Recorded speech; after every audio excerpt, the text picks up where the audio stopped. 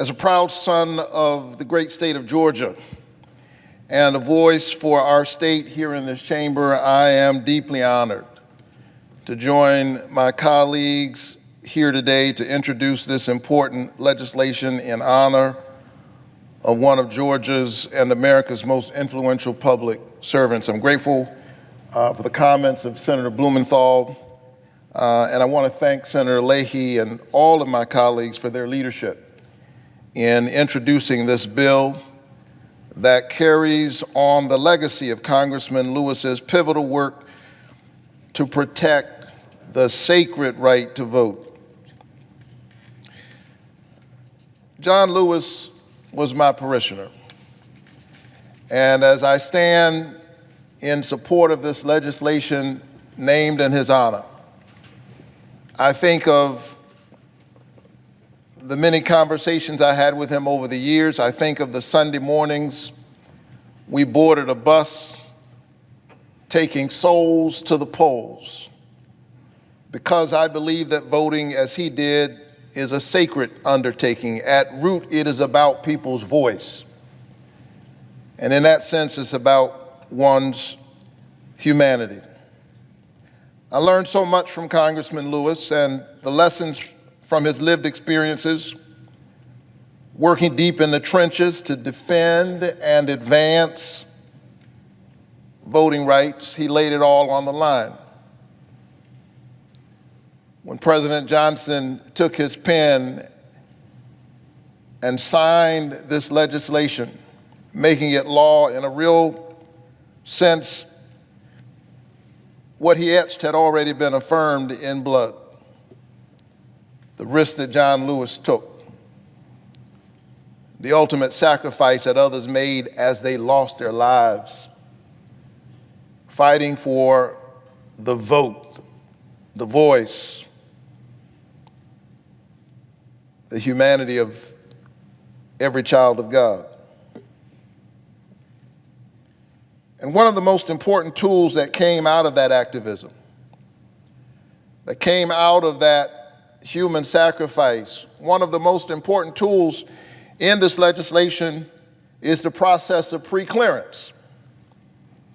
This process required that jurisdictions with a proven history of voting rights violations get approval from the Department of Justice or our federal courts before making changes to local voting administration. And for decades, this was the tool that helped enfranchise countless voters, ensure that they would have access to the ballot, to exercise their constitutional right, and it kept some of the worst voter suppression efforts at bay.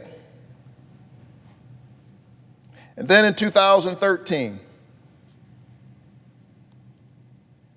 the Supreme Court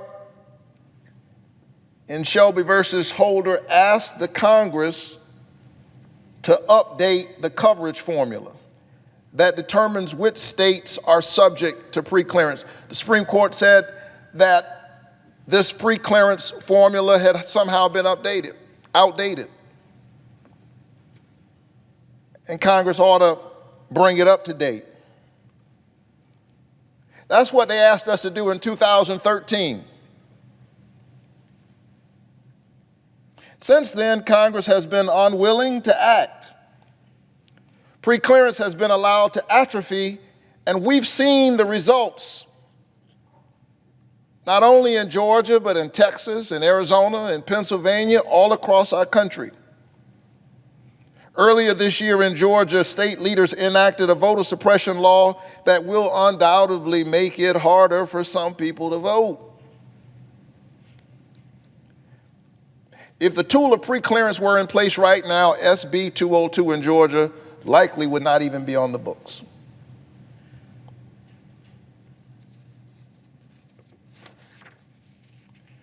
I think of Justice Ruth Bader Ginsburg in her dissenting opinion.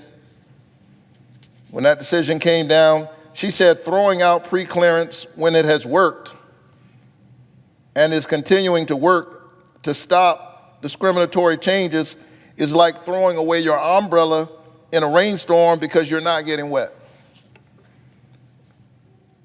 We threw away our umbrella, and we have found ourselves in the midst of a torrential rainstorm. Voter suppression laws mushrooming all over the country. We are witnessing right now what happens to our democracy without the protections of preclearance and the other vital provisions of the Voting Rights Act. The lack of robust voting rights protections has ramifications for every American, as we've seen efforts ramp up this year at passing sweeping state-level voter suppression laws, not laws that only impact Black people and people of color, to be sure, but also students, seniors, whomever certain politicians are afraid of will somehow get in the way of their craven march to power. And so this bill, the John Lewis Voting Rights Advancement Act, is about Congress finally doing its job, finally doing what the Supreme Court asked us to do in 2013. Should have been done a long time ago. The updated Voting Rights Advancement Act we're introducing today restores the Voting Rights Act of 1965. It strengthens our democracy by reestablishing preclearance, and it makes it better by updating it to also protect against specific practices we know suppress the vote, like polling place closures and new types of voter roll purges happening not only in the South, but all over the country. Our bill also restores Section 2 of the Voting Rights Act to protect minority communities from discriminatory voting practices after the Supreme Court diminished Section 2 earlier this year. Mr. President, just like the Freedom to Vote Act, me and many of my colleagues introduced just a few weeks ago to set national standards for voting so every eligible voter's voice is heard, the John Lewis Voting Rights Advancement Act we introduced today is designed to meet future challenges and address additional anti-democratic efforts aimed at suppressing the vote all over our country. Since I was elected on January 5th, since that terrible day on January 6th when this very Capitol was assaulted, we've seen more than 400 proposals in 49 states.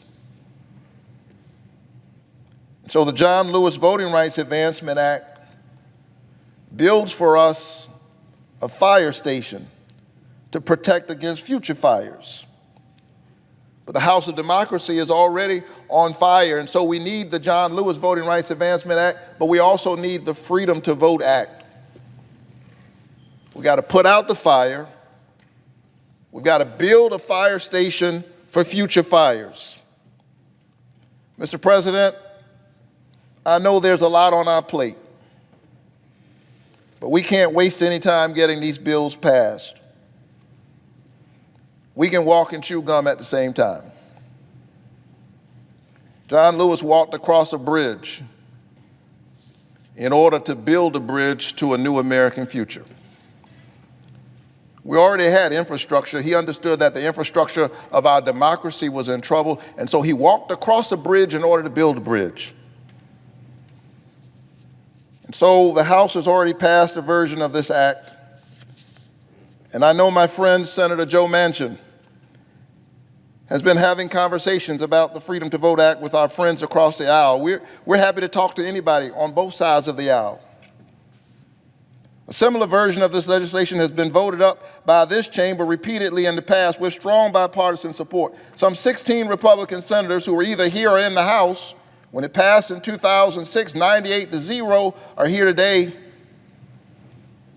And I asked them, what's the difference? Voting rights are not just another issue. Voting rights are preservative of all other rights. Voting rights are about the foundation of our democracy. And I believe that if the world's greatest deliberative body can't find a way forward to get this done, history will judge us harshly, and rightly so. Reinhold Niebuhr said that humankind's capacity for justice makes democracy possible. But our inclination to injustice makes democracy necessary.